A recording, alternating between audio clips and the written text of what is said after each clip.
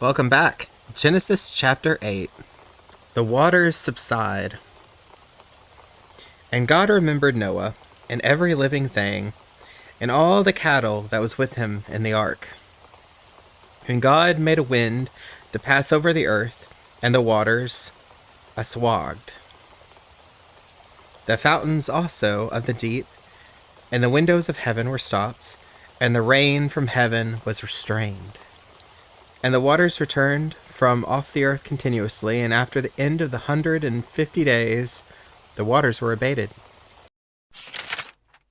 The ark rests on Ararat. And the ark rested in the 7th month, on the 17th day of the month, upon the mountains of Ararat. And the waters decreased continuously until the 10th month. In the 10th month, on the 1st day of the month, were the tops of the mountains seen. And it came to pass in the end of 40 days that Noah opened the window of the ark which he had made. And he sent forth a raven, with which from to and fro, until the waters were dried up from off the earth. Also he sent forth a dove from him, to see if the waters were abated from off the face of the ground. But the dove found no rest for the sole of her foot, and she returned unto him into the ark, for the waters were on the face of the whole earth. And then he put forth his hand, and took her, and pulled her in unto him into the ark. And he stayed yet another 7 days, and again he sent forth the dove out of the ark. And the dove came back into him in the evening, and lo, in her mouth was an olive leaf. Pluck it off. So Noah knew that the waters were abated from off the earth. And he stayed yet another 7 days, and sent forth the dove, which returned not again unto him any more. And it came to pass in the 601st year, in the 1st month of the 1st day of the month, the waters are dried up from off the earth. And Noah removed the covering of the ark, and looked, and behold, the face of the ground was dry. And in the 2nd month, on the 7th and 20th day of the month, was the earth dried. Noah leaves the ark. And God spake unto Noah, saying, Go forth of the ark, thou and thy wife and thy sons wives with thee. Bring forth with thee every living thing that is with thee, of all flesh, both of fowl and of the cattle, and of every creeping thing that creepeth upon the earth, that they may breed abundantly in the earth, and be fruitful, and multiply upon the earth. Noah went forth, and his sons, and his wife, and his sons' wives with him, every beast, every creeping thing, and every fowl, and whatsoever creepeth upon the earth, and all their kinds, went forth out of the ark. Celebrate good times. Come on. Celebration. Noah builds an altar and offers sacrifices.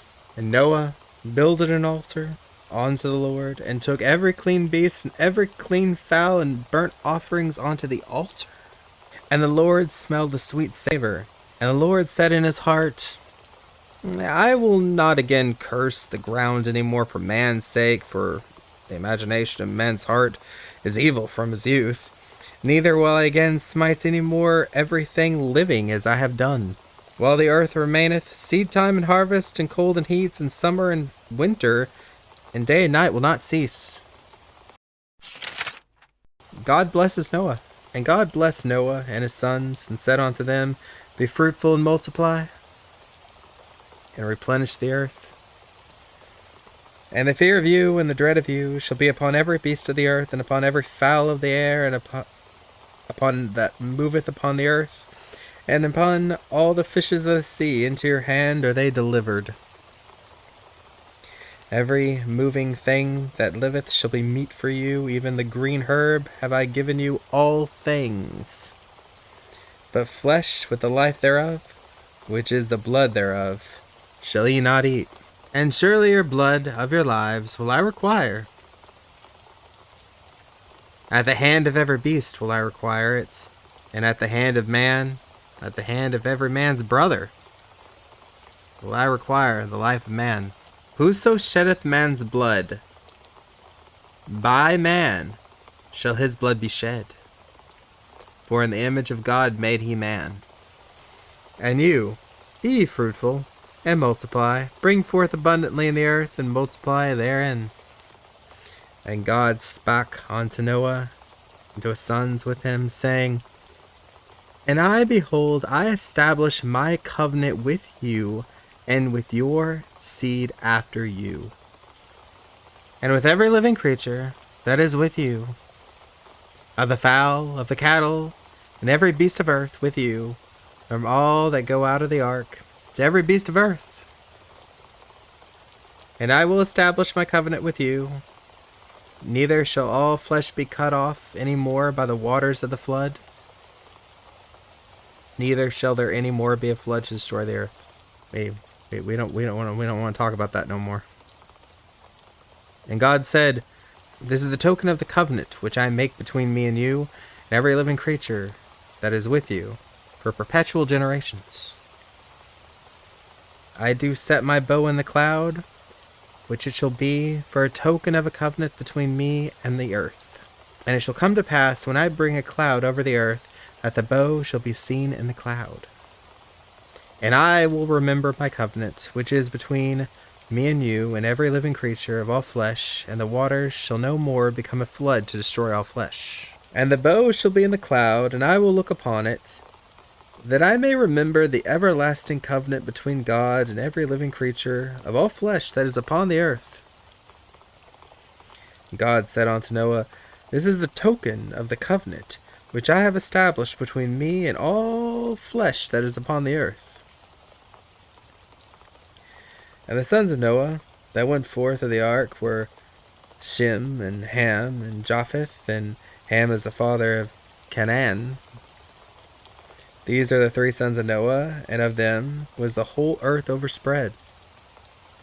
And Noah began to be as a husbandman, and he planted a vineyard.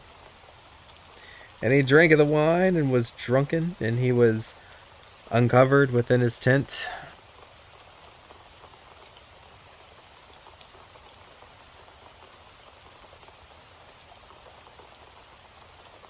And Ham, the father of Canaan, saw the nakedness of his father, and told his two brethren without. And Shem and Japheth took a garment, and laid it upon both their shoulders, and went backward, and covered the nakedness of their father. And their faces were backward, and they saw not their father's nakedness. And Noah awoke from his wine, and knew what his younger son had done unto him. And he said, Cursed be Canaan, a servant of servants shall be unto his brethren.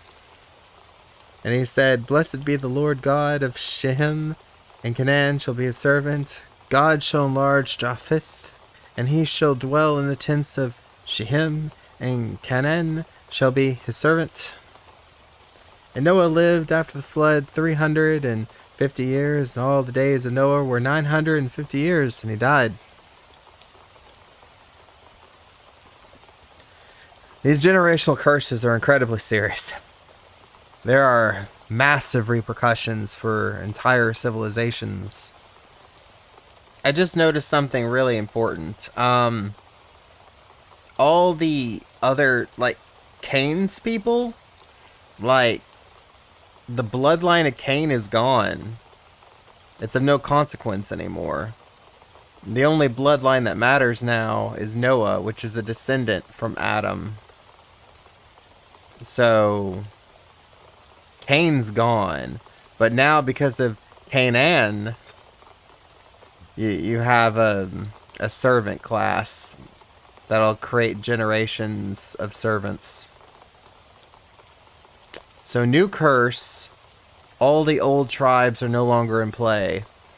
This is the tribe in play now. Gotcha. Well, that actually may not be entirely true, because we don't know who the wives are for Noah's sons. God knows what tribes those wives came from, so... Today was very hard. You have no idea how many cuts that I had to do. I had a lot of trouble today with the puppeting of my Vtuber model. For some reason, the eyes did not want to cooperate very well. And I got very, very familiar with these two chapters because I reread them probably 70 times each, which isn't a bad thing. Thank you for joining me. I'm going to take a little break before I come back, because this was hard, but worth it. I like a challenge.